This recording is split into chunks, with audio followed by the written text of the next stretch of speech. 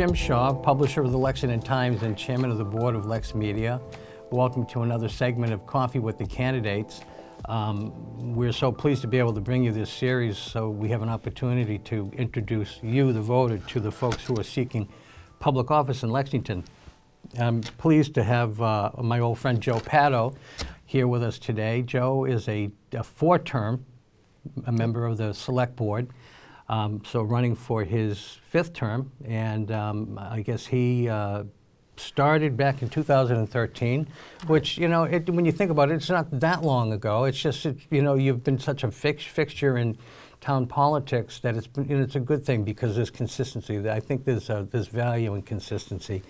I know prior to that you spent 3.5 years on the Appropriations Committee, and that you've been a member of town meeting since, I think, 2008, you said? 2008. Yeah. So welcome. So we're glad to have you here. I'm glad we could have this discussion. So, you know, there are a lot of things to talk about, and we'll get to some of the issues, but I know one of the things that are that's most important to you, and I want to hit this right off because I know you, and I know the kind of person you are. You're a caring individual, and when you talk about civility and engagement in public life and just in the community in general, that's an important thing to you. And as a community leader, not just an elected leader, you really want to foster the idea of civility among those of us here in the community. Absolutely. Yeah. Right. Thank you for leading with that, and thank you for hosting this. Of course. It's a great opportunity for happy to do it. For the voters to get to know me and to get to know the other candidates. Right. Yeah, community engagement. One of the reasons why I run is because I'm passionate about civic engagement. Right. And I strongly believe in the power of inclusive community engagement. Mm-hmm. That everyone has the opportunity to be heard, that they're valued, and that they have a role in the future of our community. And our is really important. It's not mine, it's not yours, right, but it's what we together aspire to. And we don't always agree 100% of the entire community, but as much as possible, try to find resolution to thorny issues so that we're not harming people, right, and that everyone feels like they had an opportunity to express what their concerns are and that we can find a path forward. And I know today, especially in national politics and broader discussions, there's a whole lot of polarization, right, and people feel that they're either not heard or they don't have the opportunity. And I think Lexington has had a long tradition of saying, come, be involved. We have this huge pool of volunteers. We have more committees than I can count. And because there are all these different segments of interest that people have an opportunity to come in and influence and be part of creating opportunity. So that's hugely important for me. And there are times when it becomes more difficult. We've had that over the years while I've been on the board. And right. Actually, several of these were while I was chair of the board. We had controversy about what the center renovations would look like and what kind of sidewalks we would have. What books in the library. You know, I don't know if that fell under you, but there were a fellow named Parker who wanted to keep certain books out of circulation. And right, that was mostly in the schools, but there were issues at the library too. I am one of the trustees of the library, and for 4 years I was the chair of the board of trustees at the library. It is important that people have an opportunity to question and recommend, but that we come together to decide where it goes. Right. And one of the things I'm personally proud of is having created fora for people to come and speak their minds, to have dialogue, for all of us to hear. And when it was sticky, and I'll give you 2 examples. Okay. One was the sidewalks for the center renovation. Right. I put together a plan to create an ad hoc committee to bring together all the constituents that were having issues. Because there was a question about whether or not people with disabilities were going to be able to traverse the sidewalks easily. Right. Bring them together to avoid having the more acrimonious debate into an ad hoc committee to make recommendations. Right. To do that, I actually gave a proposal to another member of the board and said, please bring this forward because we were having some discord on the board, and I didn't want it to come from me as the chair and feel like I was imposing or that it was going to be negatively received. And it was very successful. Didn't get everything everyone wanted, but it gave the opportunity to move forward. Well, I always believe that politics is the art of compromise. It is. Ultimately, you know, because like you said before, not everyone's not going to get everything they want, you know, and not everyone's always going to agree, but compromising is an important part of the equation. Right. What I also say is it's important to be a leader and to create the information and direction, but you can only lead a community where it's willing to be led. If you try to force something, it's not going to work. Right. You have to listen and absorb what issues are out there. And there are going to be some very loud voices. Right. That doesn't mean that's what the community wants. Right. You have to be able to create the opportunity for the quiet voices to be heard as well, and then take a direction forward. Right. But I want to just point to another one which was controversial, which was the police station. Right. And that came up during the height of COVID, right at the beginning. There were national issues with policing.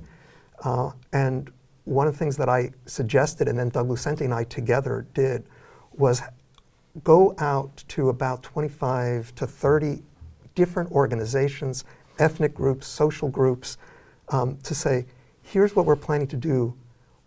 What is your feeling about this? What issues do you have with the way we police, the way policing is perceived nationally, so that we could tailor the way the project was going to go forward? And we paused it, which cost money to pause it because construction, there's inflation. But it was really important, and there were meaningful changes. We have a much more significant community room. We have rooms for social workers to be part of the police force, not force, but in the building. And it is now a much better facility than it would have been. And that was all because we gave people that opportunity to be heard. And in this case, because it was a sensitive issue, allowed them to be heard where they weren't at a microphone on TV. Where we gathered the information, kept it private, but synthesized the issue so that we could bring it out to the community as a whole without putting the onus on any one individual to stand out there. And for a lot of reasons, people are uncomfortable. First of all, and it's, you know, I guess anybody seems to be nervous around anything to do with police, right? And I get that. Law enforcement, you know, they have, you know, but not necessarily here in Lexington, but you know, it can be a frightening thing. Whenever anybody's dealing with law enforcement, it's usually not a good thing, for the most part. And I say, let me qualify that though, because the police department, they do so many good things in the community, and a lot of their interaction is good. But they have, you know, it's just like nature being what it is. It's just, you know, you hear all of this stuff in the news about the police and the heavy hand of the police and this and that. But we've got a very good force led by a terrific chief.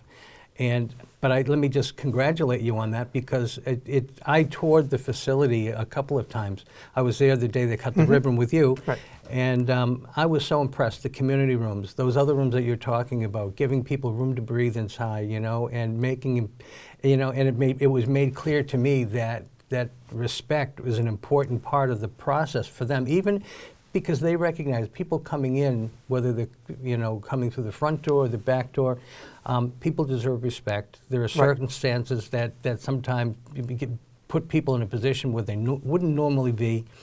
And I was really impressed with that whole process and the outcome. So let me say thank you for that.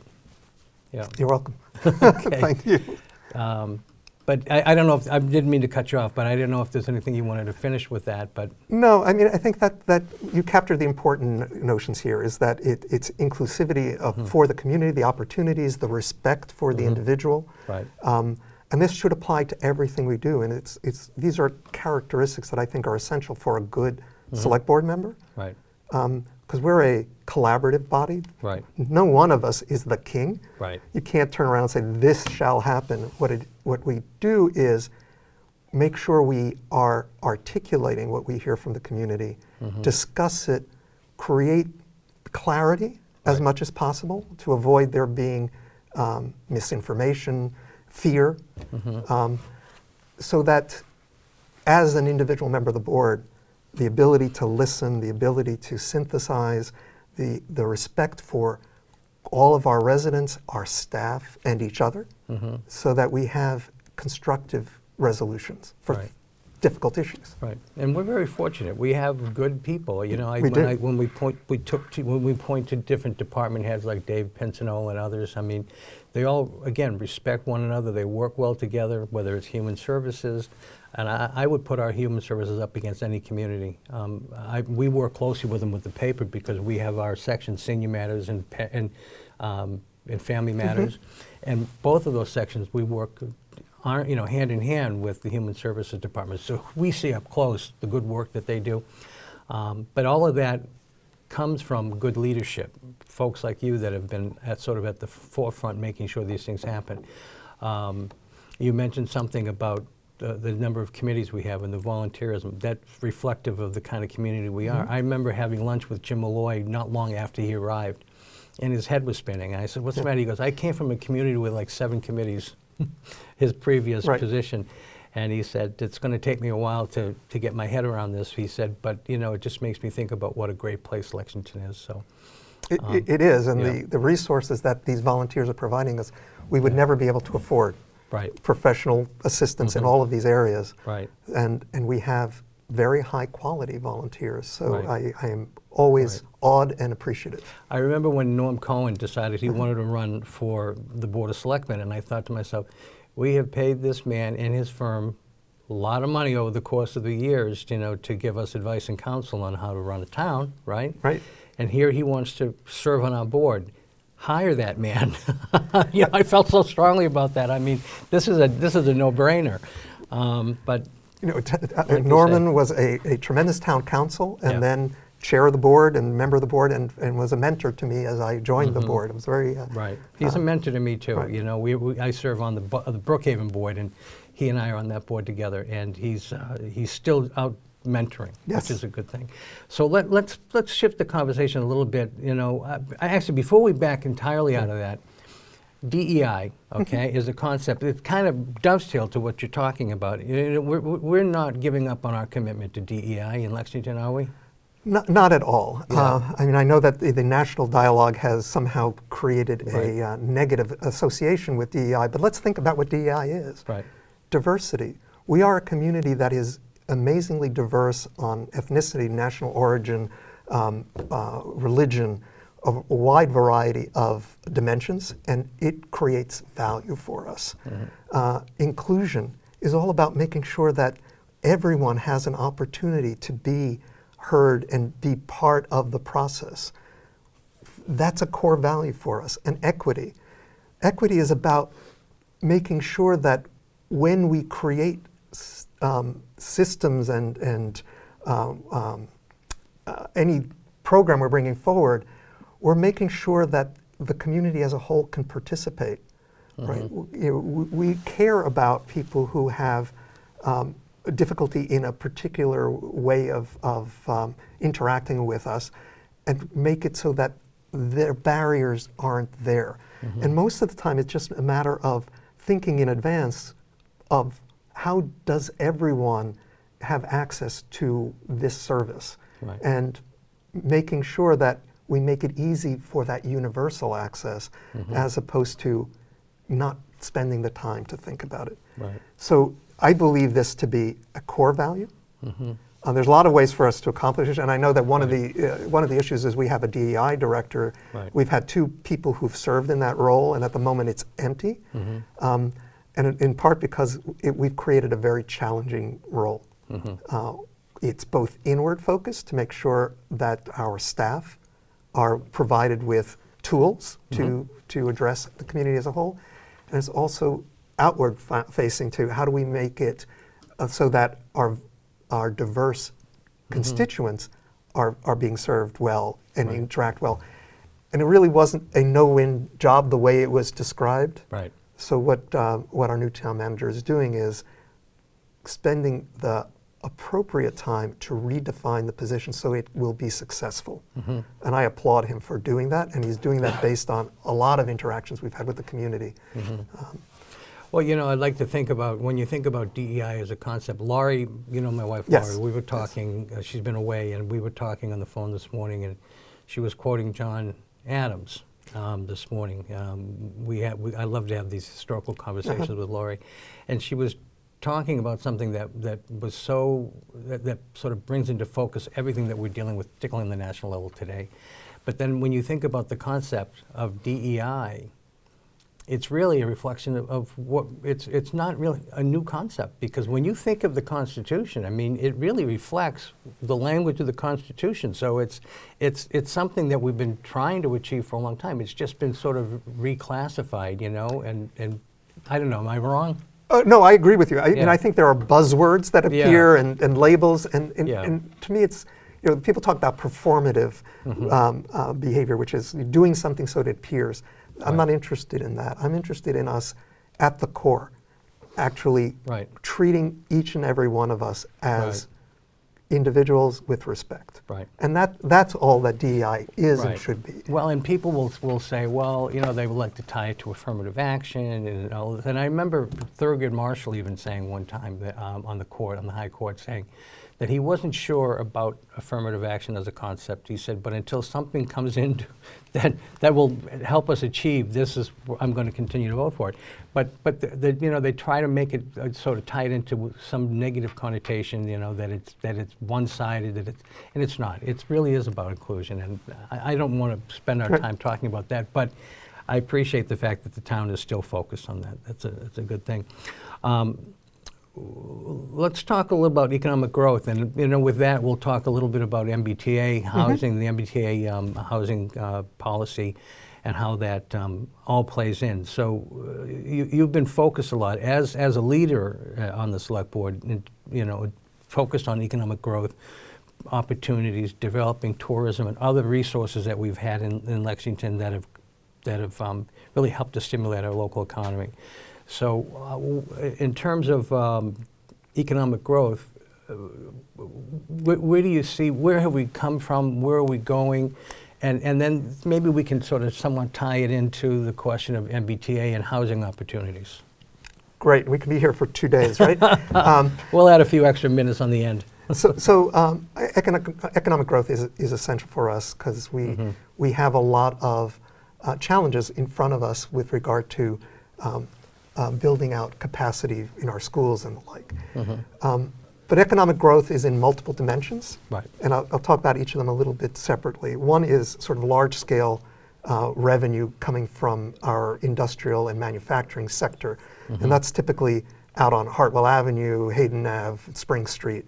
And over the past 5 years, we've made a series of changes in zoning to allow more intense commercial activity, which was focused initially on creating opportunities for lab office space, because the biotech industry was soaring. But large commercial, all commercial businesses are part of a cyclical economy, and at the moment, the biotech and office space markets are flat. But we saw some good growth that has contributed to our revenue growth, and has allowed us to set aside certain money for major projects, and we'll get to that a little later. That's a key, right? We need to keep that kind of development opportunity in place and let it flow with the business cycles, so that it isn't just tied to one industry, but allows for growth at different times with different shapes. And that's where the largest revenue path is going to come. And let me just stop you right there. And it's important people understand, one of the important parts of this whole equation that you're talking about is taking pressure off the residential tax base. That's right. So as we can raise revenue, because we do have these big projects, and people are saying, oh my God, our taxes are going to go through the roof. But the fact is, you and some of the others have been focused on trying to find other sources of revenue to help. So I just wanted to throw that in, because I thought it was pertinent. No, it is, and I'll talk, I think, a little later about how we look at trying to reduce burden on the residential property tax owner. So the second leg is sort of what do we encounter in the small commercial areas, and the center. Right. How do we keep it vibrant, or take it from what was just banks and real estate and nail shops, all valuable in their own right, but when the center only has that, it becomes less attractive. Right. And part of that was redoing the center through the Center Streetscape project and the Battle Green area. It looks spectacular. I tip my hat. It is wonderful, and if you take a look at, in the summertime especially, or the warm weather when it's not ice on the ground, it's teeming with people throughout the day, not just on the weekends. In the middle of the week, in the afternoon, people are sitting outside of coffee shops, talking with each other, greeting each other. That's exactly what I want for a vibrant center. Some of that was we, as a community, spent money on improving the center, making it safer and more attractive. But part of it was adjusting some of the zoning, both from a planning board perspective for how you might put a business there, and from a select board perspective in adjusting certain regulations. As an example, we have a couple of businesses in town. We have art galleries, movie theaters, we have a paint and sip franchise. These are all locations where in other communities they can have a cocktail party, wine and cheese. The paint and sip, that business model includes them selling wine. Right, I know what you're talking about. Right. I didn't want to. You probably didn't want to name them, but I don't mind. Right. I just and the proprietor of several of these had come to me while I was chair of the board and asked for how can we have a little more options for revenue and be like what we are in other locations. So we worked on redrafting the liquor regulations. In Lexington, we can't have bars. Right. Right after Prohibition was repealed, there was a vote on what could you do. Lexington voted to allow restaurants and ancillary services, package stores, but not bars. Right. So we had no path to provide them with a liquor license. We've since gone to town meeting and to ask for a home rule petition, and we've gone and changed our regulations to allow it. We're just waiting for the legislature to finish off on increasing the number of wine and beer licenses that would allow us to let these locations. This is all important because it creates better options for revenue at these shops that attract people and keep the center vibrant. Right. And competitive, because just down the street in Arlington Heights, they have one of those paint and sips places where you could actually sip a glass of wine, and it makes a difference. It gives them an edge, and we need to give our businesses an edge. Right. Yeah. So being creative in listening to our merchants, our residents, and looking for how do we adjust. And being proactive too, because I know, like for instance, the flavor of the day, Tate, I'll say it. They don't show up by accident. There's a proactive effort to go out and identify the right types of businesses, and then like the Economic Development Office will go out and they'll try to find the right people. So it's not like we're waiting for people to sort of decide they're coming to Lexington. That's right, and there are craft breweries, for example, we've gone through a expansion of those are all around, but they couldn't come to Lexington because they didn't fit with our zoning. Right. We don't have light manufacturing in Lexington Center, and that was classified as light manufacturing. That's right. Right, but we've made those adjustments so that they were called out as something, and I believe there are a couple on the cusp of being here. So well, it's exciting, and the Lexington Center, the complexion of Lexington Center has changed a lot, and it makes a big difference even during the holidays and such. We run the Chamber of Commerce runs a lot of holiday promotions, and we work with the Mavens and others to try to generate interest in the center during the holidays, and actually in other parts of the town as well. It's not just Lexington Center, but it makes a difference when it's lit up and it's beautiful, and the new lanterns. It really becomes a draw and an attraction for people, and so that's been a good thing. So. Right, and you were setting this in the context of MBTA zoning. Yeah, well, because it's here. We're dealing with it. And it hasn't all been good, or the concept is good. I think everybody supports the concept. We need more dense housing in communities like Lexington.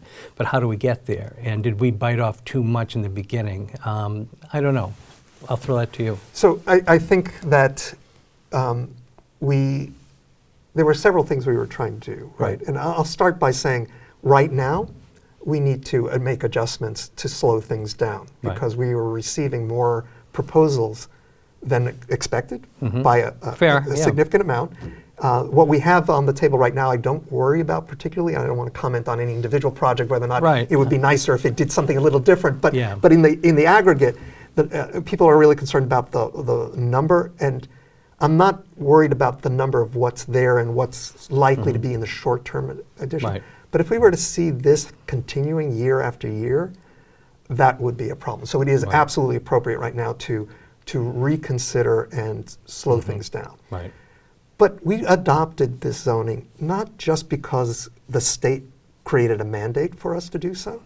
We did so because for years, decades, community has been saying, we're getting a particular type of housing development, increasingly large single-family dwellings that were pricing a lot of people out of the market and weren't creating the opportunity for people like me to downsize. I qualify for Medicare this year. Congratulations, I think. Yeah, I hope so.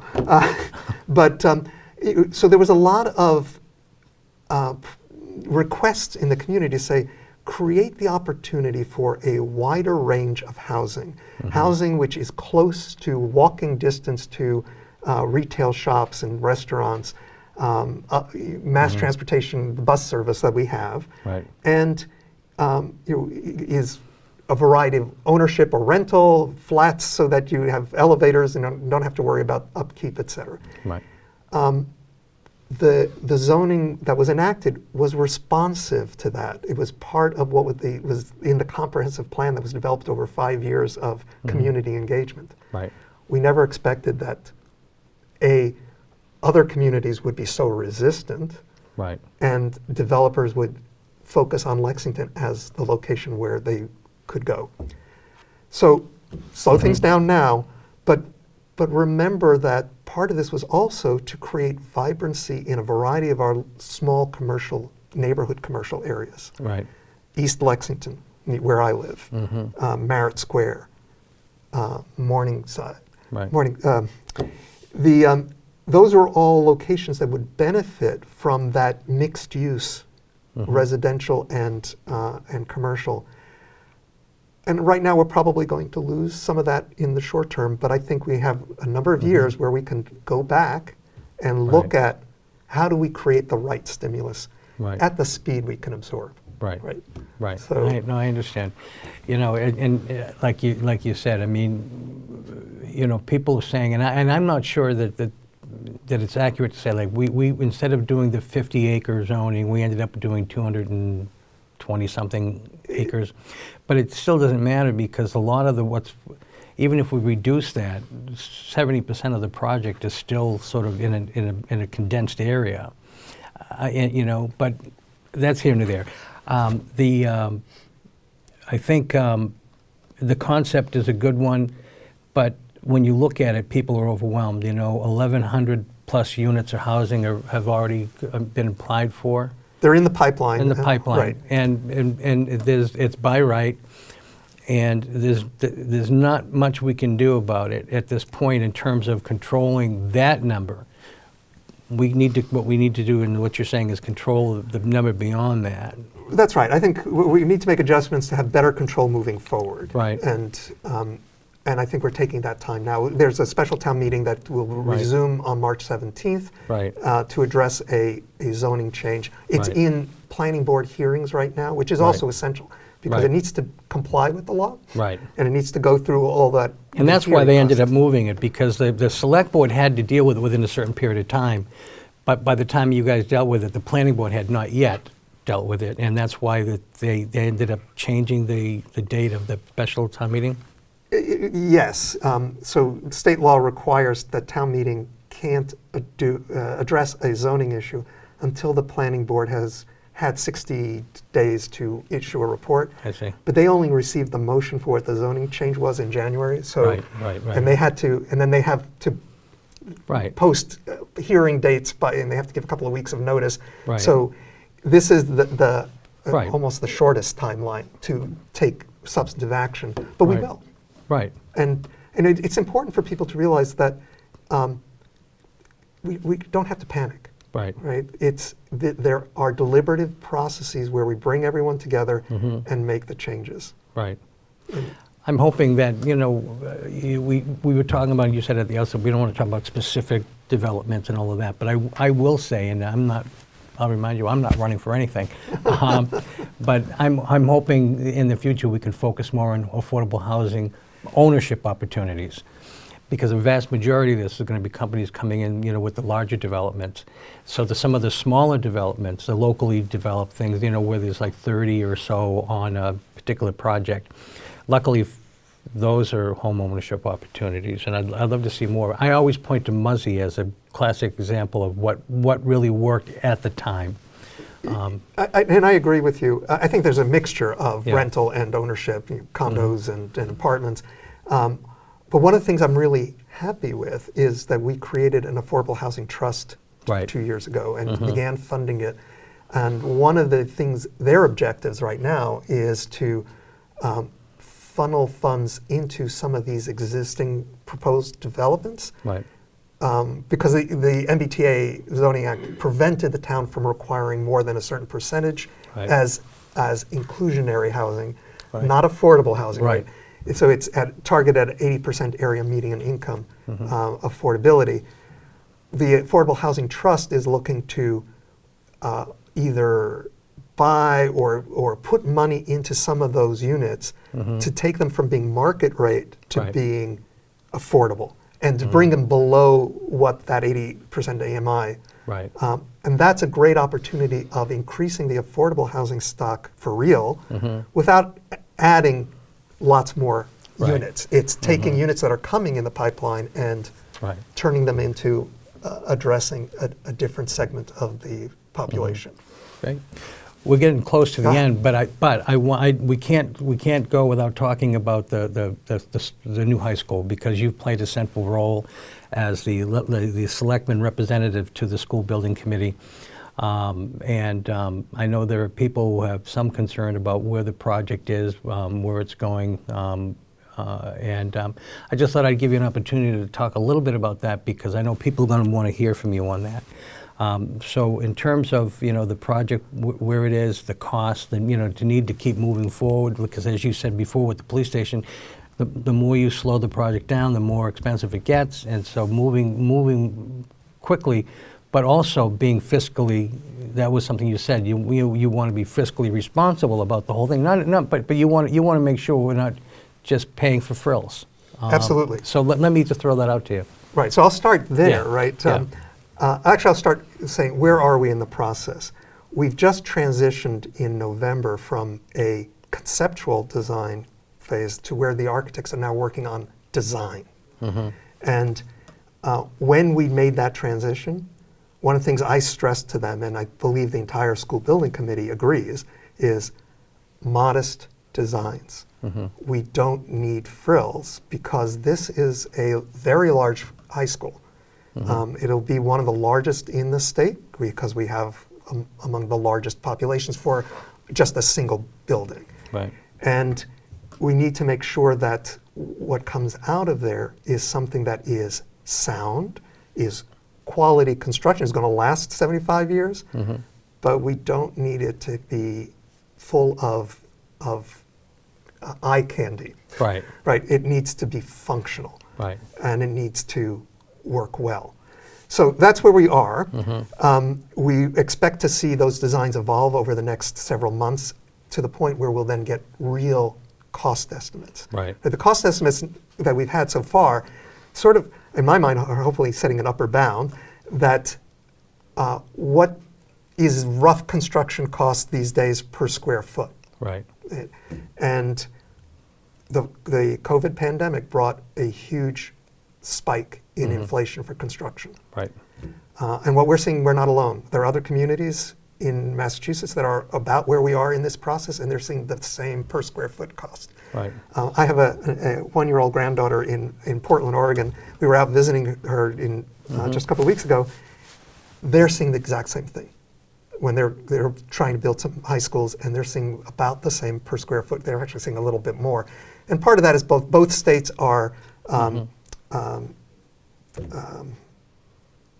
have labor laws that require prevailing wage, right. for municipal procurement. Which I believe is a good thing. It is. Yeah. It does increase costs, but Right. but we're not building a high school in Ohio Right. or Texas. We're building it here, Right. and those are the costs we have to incur. So where are we in? This is a Mass School Building Authority project. The School Building Committee is an entity that the MSBA requires, and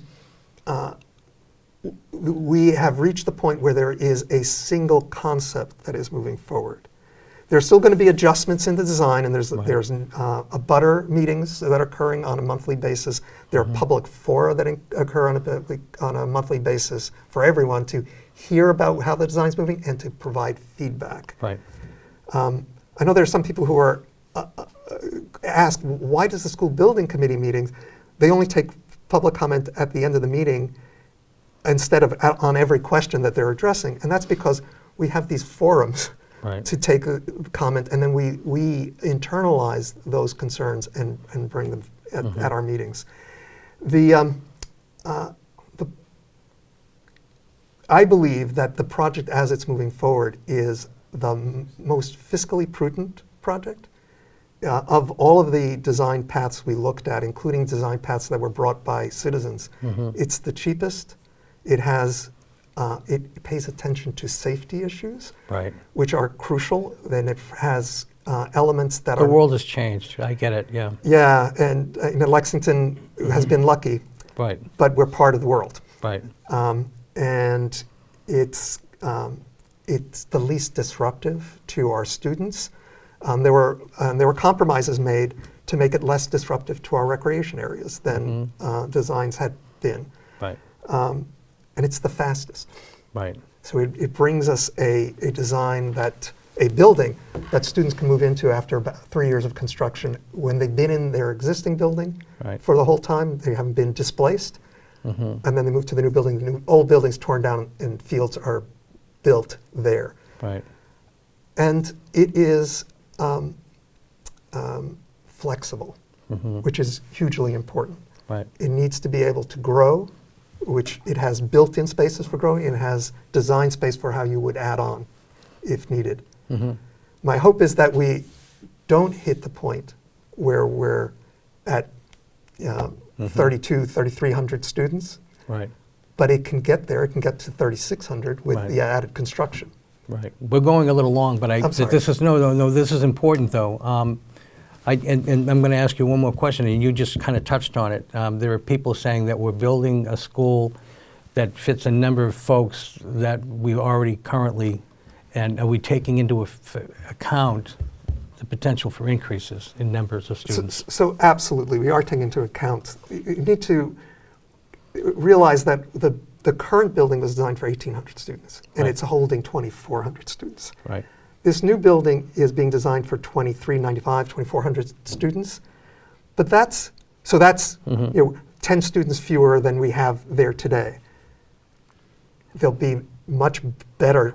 They'll fit there. The building will only be at 85% utilization instead of 95% utilization or more. And there's spaces for growth. It's also important to know demographics are cyclical also. And when we look at the region, what the younger population looks like, and in Lexington, at the elementary grades, the population is shrinking. So you could decide we're going to build for a much larger enrollment population, but then you're spending a lot more money that has a high likelihood of being unneeded. The school department also says there is essentially a cap on the size they believe is effective for us to deliver the kind of education Lexington is famous for in a single building. So, and you take a look at that center complex and say, if we were to try to put so many more people here, it would stop being able to service all of the value. So Right. there are more systemic solutions we have to look at Great. should the population grow to that point. Excellent. Well, I want to thank you for being with us here today. Like I said, we went a little long, but I think the issues were important to address. I think, I want to thank you. I want to publicly thank you for your support for LexMedia, too, over the course of your terms. You've always been a good friend of LexMedia's, and that's important to us. I want to give you an opportunity as we close to tell folks how they can learn a little bit more about your websites, all of that stuff. Perfect. So go ahead. All right, so thank you, and I appreciate Jim and LexMedia for this opportunity. My website is joepato.org. You will find my positions there. There's a Q&A on a variety of issues. There's discussion on tax programs, ways we're looking at how we can lessen the burden for residential taxpayers as we go forward. And I appreciate this opportunity, and I ask you, the voter, for one of your 2 votes for Select Board on March 3rd, or by mail early. Exactly. Joe, thank you so much. Thank you. All right. Appreciate it.